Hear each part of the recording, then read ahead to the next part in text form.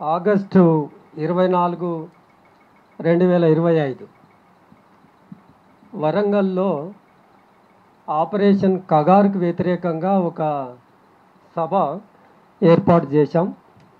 అయితే అట్లాగే సేమ్ ఇప్పుడు నిన్న పోలీసులు సడన్గా ఎట్లయితే చెప్పినరో ఆ రోజు కూడా వరంగల్ సభ జరగటానికి వీలు లేదు, అనుమతి లేదు అని చెప్పి వరంగల్ పోలీసులు ప్రకటించారు. కనుక సభ జరగలేదు. అయితే ఆ సందర్భంగా ఒక సూచన ఏమొచ్చింది అంటే, సభ జరగలేదు కానీ వివిధ ప్రాంతాల వాళ్ళు వస్తారు అక్కడికి, అక్కడ ఏదో రకంగా జరపటమో ఆ వచ్చిన వాళ్ళతో ఆందోళన చిన్నపాటి నిరసన చేయటమో చేస్తే బాగుండేది అని ఒక సూచన వచ్చింది. సరే, పౌరాకుల సంఘం అంత ధైర్యం చేయలేకపోయింది ఆనాడు. కానీ విరసం ఇవాళ ఇక్కడ ఏదైతే పెడుతున్నామో ఒక ఫామ్లో, ఆ ఫామ్లో డిఫై చేసే ఫామ్లో చేస్తే బాగుండేదేమో అని కూడా అనిపిస్తూ ఉంది. మిత్రులారా, ఆపరేషన్ కగారు 2.5 సంవత్సరాలుగా ప్రజా సంఘాలు, మేధావులు, కవులు, కళాకారులు అందరూ ఐక్యంగా ఒక 2.5 సంవత్సరాలుగా పోరాటం చేశాం. అయినప్పటికీ వాళ్ళు అనుకున్న మార్చి 31లోగా ఏదైతే చేయాలనుకున్నారో అది చేశామని పార్లమెంటు సాక్షిగా కూడా ప్రకటించారు. మరి ఇంకేం అవసరం ఉంది అని ఆలోచించటం కాదు, కానీ ఇది ఆపరేషన్ కగార్ 2 కొనసాగుతుంది అనే దానికి మనం సిద్ధం కావాల్సిందే. అయితే వాళ్ళ సమీక్షలో కూడా కొన్ని అంశాలు తేలుతాయి. ఆ అంశాలు ఏంటంటే, మార్చి 31 తర్వాత ఇంక ఏమీ ఉండదులే అని అనుకున్నారు. మార్చి 31 తర్వాత అసలు ఉండవు అనుకున్నారు. కానీ తెలంగాణ కనుక పోరాట గడ్డ కనుక ఈ తెలంగాణలో మార్చి 31 తర్వాత కార్యక్రమాలు ముమ్మరమైనవి. ప్రజా సంఘాలు తమకు తోచిన మేరకు ఏదో రకంగా కార్యక్రమాలు నిర్వహిస్తూనే ఉన్నాం. మరి అది సహించటం అనేది ఒక సవాల్గానే ఉంటుంది. మార్చి 31 తర్వాత కూడా కార్యక్రమాలు ముమ్మరం కావటం ఏంటి అనేది వాళ్ళ సమీక్షలో భాగమవుతుంది. ఇదొక అంశం. అయితే రెండో అంశం ఏంటంటే, అరసవెల్లి కృష్ణ ప్రస్తావించి ఉన్నాడు, పౌరాకుల సంఘం ఆంధ్రప్రదేశ్ రాష్ట్ర కమిటీ తిరుపతిలో మహాసభలు నిర్వహించాం, అప్పుడు కూడా దానికి కూడా పోలీసులు పర్మిషన్ లేదన్నారు. అయితే హాల్ మేనేజ్మెంట్ యాజమాన్యం ఎవరైతే ఉంటారో యాజమాన్యం వాళ్ళు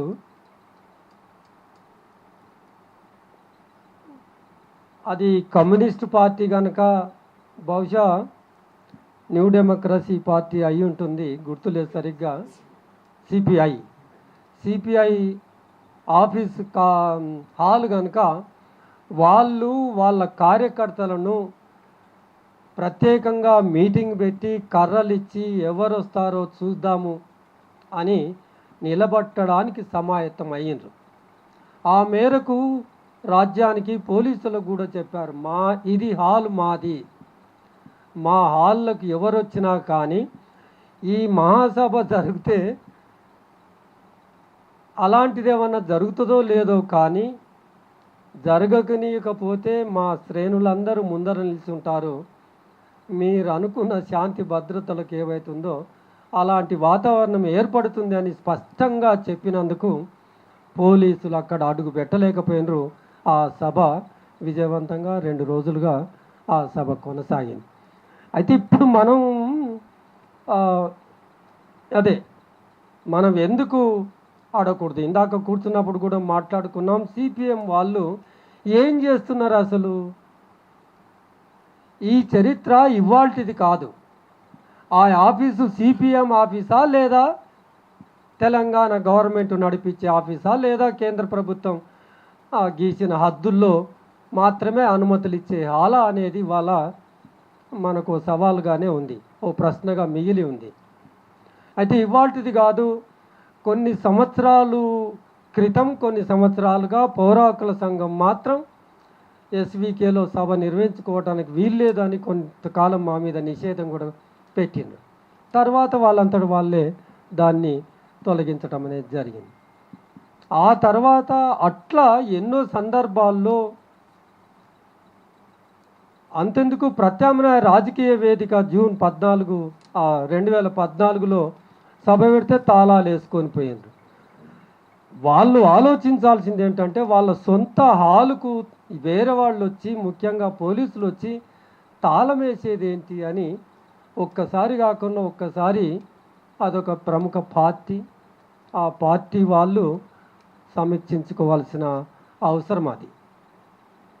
అక్కడి నుంచి కొనసాగుతూ సార్ చెప్పిండు, నిషేధం పెట్టిండ్రు, నిషేధాన్ని అధిగమించడం ప్రజా సంఘాలు సభలు పెట్టుకుంటామంటే ఈ కాంగ్రెస్ గవర్నమెంట్ ఏర్పడిన తర్వాత ఇటీవలి కాలంలో జూన్ 2 నాడు అట్టహాసంగా సభలు, తెలంగాణ ఆవిర్భావ సభలు నిర్వహించుకొని ఆ తర్వాత జరిగిన మొట్టమొదటి నిర్బంధ చర్య ఏంటంటే జూన్ 14 నాడు 14 అనుకుంటా ఐఏపిఎల్ వాళ్ళు ఒక సభ నిర్వహించుకున్నారు. ఆపరేషన్ కగారు మిగిల్చిన చేదు జ్ఞాపకాలు మిగిలే ఉన్నాయి అని దానికి అనుమతి లేదంటే ఇక్కడే ఈ ప్రెస్ క్లబ్లో ఆ సభ నిర్వహించుకున్నారు. తెలంగాణ ప్రభుత్వం మొట్టమొదటిసారి చేసిన నిర్బంధ చర్య అంటే సభలకు సంబంధించి అనుమతి సంబంధించి పౌర హక్కుల సంఘం నగర శాఖ జూన్ 25 ఎమర్జెన్సీ డేకు సంబంధించి ఒక సభ నిర్వహిద్దామని జూన్ 25 నాడే వెళ్తే బుక్ చేసుకోవటానికి లేదు, పోలీస్ పర్మిషన్ రావాలి అన్నారు. అంటే మా మీద ఇట్లా ఎన్నోసార్లు పెడుతూనే ఉన్నారు. అదేంటి పీపుల్స్ ఫ్రంట్ ఆఫ్ ఇండియా నిషేధించినప్పుడు ప్రెస్ మీట్ పెడదామని ప్లాన్ చేస్తే ప్రెస్ మీట్ను కూడా నిర్వహించనివ్వలేదు. మమ్మల్ని నన్ను నారాయణరావుని తీసుకెళ్ళి చిక్కడపల్లి పోలీస్ స్టేషన్లో గంటల తరబడి కూర్చోబెట్టిండు. ఇవాళ కూడా ఇక్కడ దాన్ని ఖండిస్తూ ఏర్పాటు చేసిన ఈ ప్రెస్ మీట్కు ఇదిగో కింద మీరు అందరూ చూసే ఉంటారు, పోలీసు మూకలు ఉంటుంది. మిత్రులారా, ఏ పార్టీ వచ్చినా పోలీసు రాజ్యమే కొనసాగుతూ ఉంటుంది అనేది మనకు సంపూర్ణంగా అర్థమైపోతుంది. ఇక ఇంకెందుకు మళ్ళీ మాట్లాడుకోవటం, ఆయన పౌర హక్కులను నిలబెడతానన్నాడు, ప్రజాస్వామ్యాన్ని పునరుద్ధరిస్తానన్నాడు, ఇగో ఇంతెందుకు నాది ఇది 7వ గ్యారంటీ అన్నాడు. మరి ఎక్కడ ఈ ప్రజాస్వామ్యం? ఇవ్వాలనే కదా నిన్నటి నుంచి మొన్నటి నుంచి పేపర్లో మోగుతుంది. ఆ మిడ్జిల్లో వెళ్ళి ఆయన రాజకీయ రంగ ప్రవేశం చేసినందుకు, జెడ్పీటీసీ సభ్యుడిగా గెలిచినందుకు, 20 సంవత్సరాలు దాటిన తర్వాత ఆయన ముఖ్యమంత్రి అయినందుకు పెద్ద ఎత్తున 4వ తారీఖు నాడు పెద్ద ఎత్తున 20 సంవత్సరాలు పూర్తయిన సందర్భంగా ఆ సభకు అనుమతి ఎక్కడ ఉంది అని అడుగుతా ఉన్నాం. ఆ పెద్ద సభకు అనుమతి ఉన్నప్పుడు హాలుకు పరిమితమైన ఈ సభకు ఎందుకు అనుమతి ఉండదు అనేది. అయితే జూన్ 14 నాడు అనుమతి ఇవ్వనందుకు మనం మాట్లాడలేదు. మనం గుర్తుపెట్టుకోవాల్సింది ఏంటంటే జూన్ 25 నాడు పౌర హక్కుల సంఘం తలపెట్టిన సభ జరగనివ్వనప్పుడు మనం మాట్లాడనందుకు అది ఇవాళ ఆ రిఫ్లెక్షన్ మనకు ఇవాళ విరసం సభలు జరగకుండా చేయటం దగ్గర తేలింది. అందుకనే ఒక హెచ్చరికగా ప్రభుత్వానికి సార్ హెచ్చరిక, మనకు ఒక హెచ్చరికగా మనం అందరం తక్షణమే కలవాల్సిన అవసరం అనేది ఉంది. మొత్తం పార్టీలు, ప్రజా సంఘాలు, ప్రజాస్వామ్యమైన గొంతును వినిపించటానికి సిద్ధమైన సంస్థలు, పార్టీలు, సంఘాలు, మేధావులు అందరూ కలిసి ఒక సమావేశం ఏర్పాటు చేసుకొని దీని మీద కార్యాచరణ రూపొందించుకోవాల్సిన అవసరం మిగిలే ఉంది. మేము విరసం ఇవాళ సభ పెడితే ఒక హాలుకు పరిమితమై సభ పెట్టడం అనేది, సభలు సమావేశాలు సంఘాలు స్వేచ్ఛగా తిరగటాలు అనేది రాజ్యాంగం కల్పించిన హక్కు కదా. ఆ సభలో ఏం మాట్లాడతాం? ఆ సభలో మాట్లాడింది మీరు మాట్లాడిన ఆ విజయాలు మేము ఇట్లా చేసాం అవి కావు కదా. ప్రజల సమస్యల గురించి మాట్లాడుతాం కదా. ఒక ప్రజాస్వామ్యబద్ధంగా నిర్వహించుకునే ఆ సభను నీవు అనుమతి లేదనే పేరుతో రద్దు చేస్తున్నావంటే ఒక ప్రజాస్వామ్యమైన గొంతు లేకుండా చేస్తున్నావే కదా. నీ మాటను నీవు భిన్నంగా వ్యతిరేకంగా పనిచేస్తున్నావు కదా. అక్కడ ఏం మాట్లాడతామో రాజ్యాంగబద్ధంగా ఉన్న హక్కును వినియోగించుకొని, చట్టబద్ధంగా ఉన్న హక్కును వినియోగించుకొని కొన్ని మాటలు మాట్లాడతాం. ఆ మాటలు ఏం మాట్లాడతాం? ప్రజల సమస్యల గురించి మాట్లాడతాం. ఫ్యాసిజం గురించి స్పష్టంగా దాని కోరలు ఎట్లా ప్రజల మీద రకరకాల రూపంలో ఉంటుందో మాట్లాడటం కోసమే కదా తపనబడి విరసం పెట్టింది. అక్కడ మేము ఏం మాట్లాడుతామో, ఏ సమస్యలు ముందుకు వస్తాయో ఆ నిరంకుశం, ఆ నియంతృత్వం, ప్రజలు ఒక శాంతిని కోరుకుంటే సారు చెప్పినట్టుగా ప్రభుత్వాలు ఒక నిరంకుశాన్ని, ఒక హింసను, ఒక నిర్బంధాన్ని, ఎటువంటి నిర్బంధ పరిస్థితుల్లో ప్రజలు మగ్గిపోతున్నారనే అంశాలు మీ ముందుకు తీసుకొస్తే దానికి సంబంధించిన పాలసీ విధానాలు రూపొందించడం కోసం మీకు ఉపయోగపడుతుంది కదా. అక్కడ కుట్రల గురించి కానీ, అక్కడ దోపిడీల గురించి కానీ, దౌర్జన్యాల గురించి కానీ ఆ సభ ఉద్దేశం ఒక శాంతి భద్రతల సమస్యను సృష్టించటం కోసం కాదు కదా. శాంతి నెలకొనాలని, ప్రజలు భద్రంగా ఉండాలని, ప్రజలు స్వేచ్ఛగా యథేచ్ఛగా మాట్లాడుకునే గొంతులు విప్పాలని ఉద్దేశంతో కదా ఆ సంస్థ అక్కడ సభను ఏర్పాటు చేసింది. నీవు సభ ఎక్కువ పర్మిషన్ ఇచ్చి ఆ సభను సజావుగా కొనసాగింపనిచ్చినుంటే ఏం మాట్లాడుతామో నీకు అర్థమయ్యేది. ఒకవేళ శాంతి భద్రతలకే విఘాతం కలిగించే విధంగా ప్రవర్తిస్తే అప్పుడు నీకు అన్ని చట్టాలు ఉన్నాయి, అన్ని సెక్షన్లు ఉన్నాయి. మీరు ఏ చర్యలు చేపట్టాలో ఆ చర్యలు చేపట్టవచ్చు. కానీ ముందుగానే కారణం చెప్పకుండా ఏ కారణం చేత రద్దు చేశారో చెప్పారా మనకు? ఒక ఉత్తరాన్ని రిటర్న్గా ఇచ్చారు కదా. ఇది ప్రజాస్వామ్యబద్ధమైన పాలన కదా, మీరు గొప్పగా చెప్పుకుంటున్న ప్రజా పాలన కదా.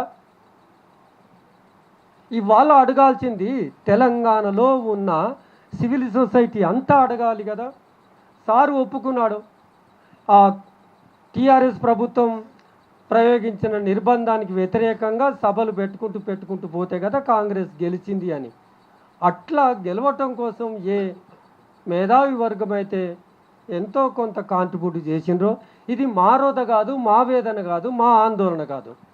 ఇది తెలంగాణ ప్రజలు అడగాలి. తెలంగాణ ప్రజల తరఫునున్న మేధావి వర్గం దీన్ని తీవ్రంగా ఖండించాలి. పౌర హక్కుల సంఘం విరసం సభ జరగకుండా చేసిన ప్రభుత్వ దమనకాండ ఏదైతుందో తీవ్రంగా ఖండిస్తుందని తెలియజేస్తూ ఈ అవకాశం ఇచ్చిన మిత్రులకు ధన్యవాదాలు.